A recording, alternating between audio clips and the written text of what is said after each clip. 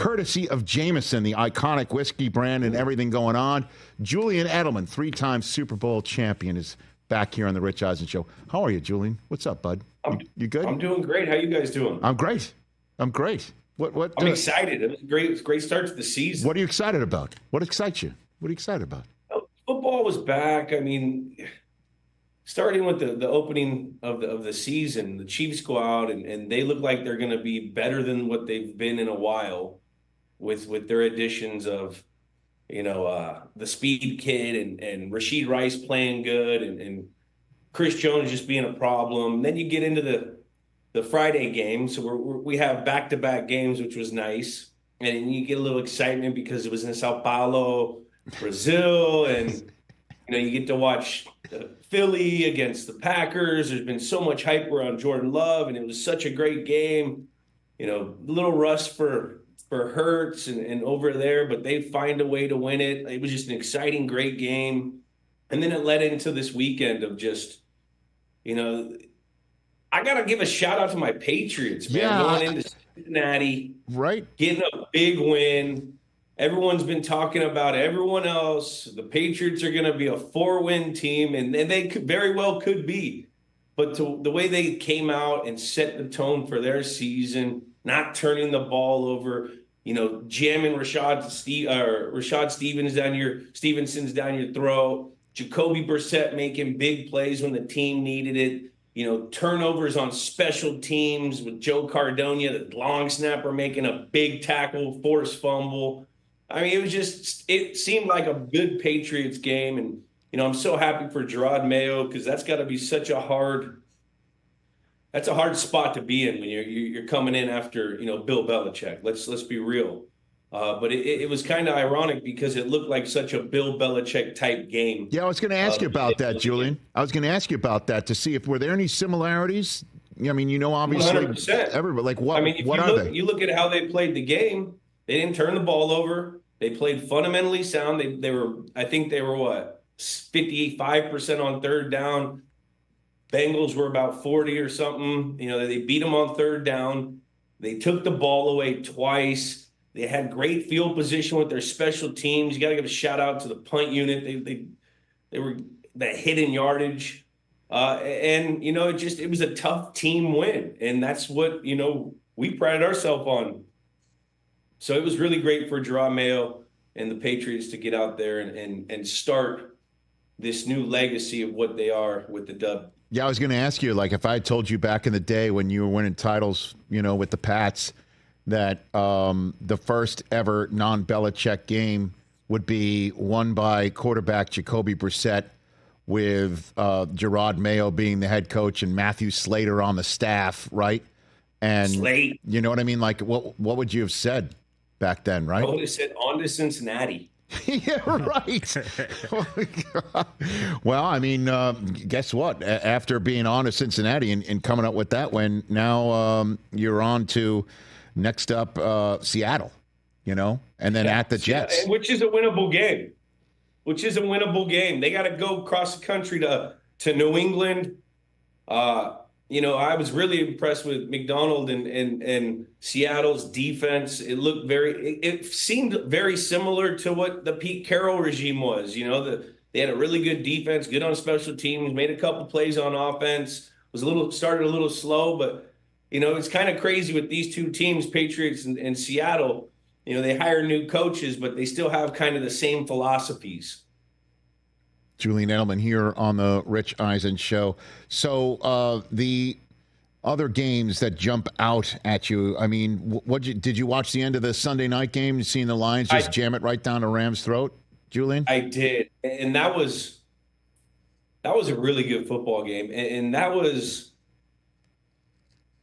it just made me such a bigger fan of Matthew Stafford that game, even though they lost. Mm-hmm. I mean, they're running out of bodies left and right. They didn't have their tackles. Puka gets hurt.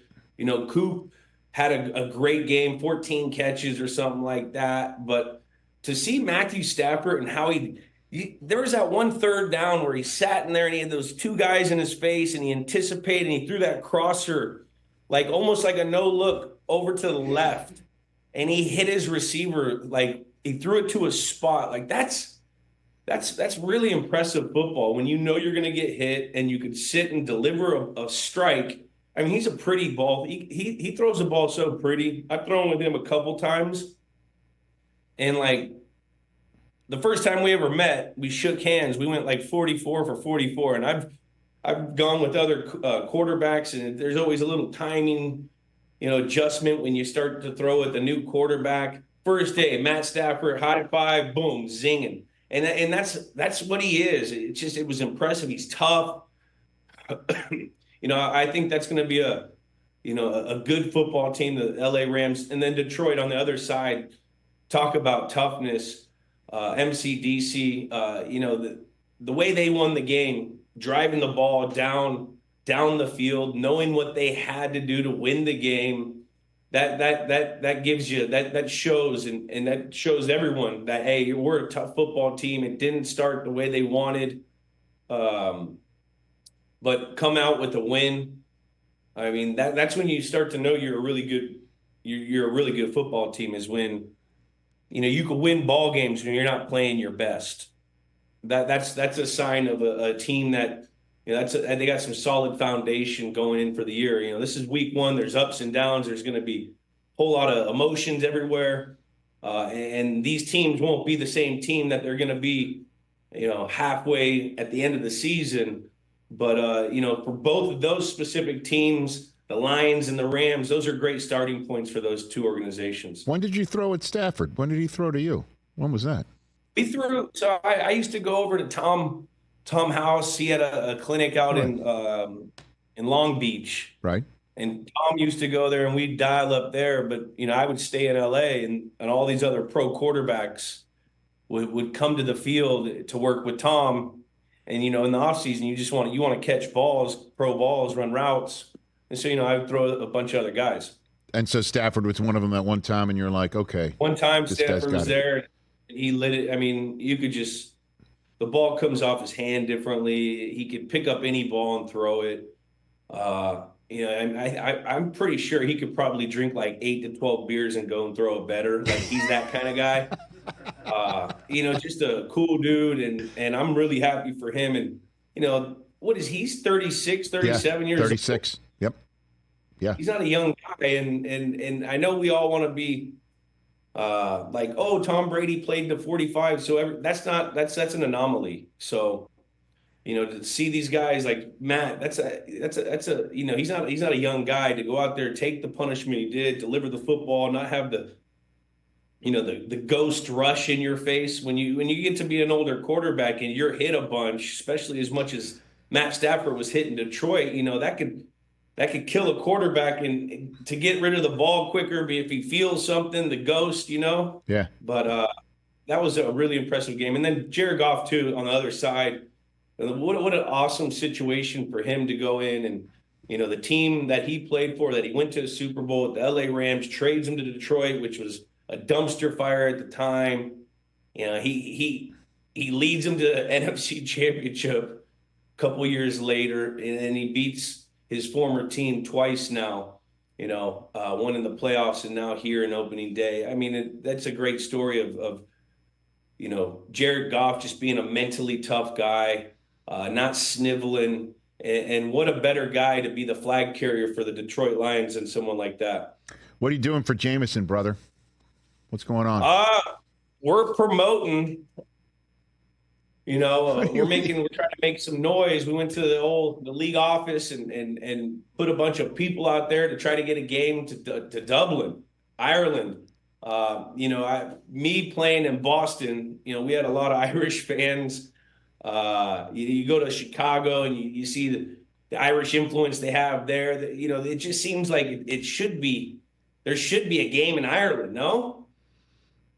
Yeah, I'd do it. Are you kidding me? That would be incredible. It seems like, with the success that they had with the college game over there. Oh, yeah.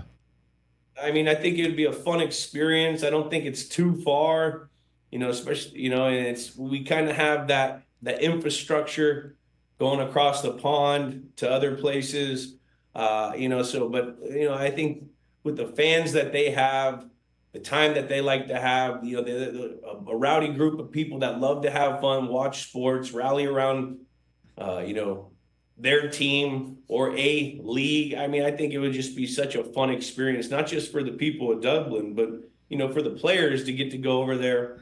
And those are cool experiences. When I went over to London and played, it was the first time I ever left the country. Yeah. And for a player, that plays football, it's such a domestic sport where, you've been everywhere in the States, but, you sit and you look at these other sports, the soccers of the world, the hockeys of the world, and basketball. These guys, they experience so many different cultures. It's a cool experience, not just for the fan, but for the player. But I think Jameson's doing a great thing, trying to get some noise to get that game out there, and I'm happy to be a part of it. Yeah, JamesonSports.com. Fans 21 and older can show support and join the Jameson Touchdown in Dublin huddle at JamesonSports.com.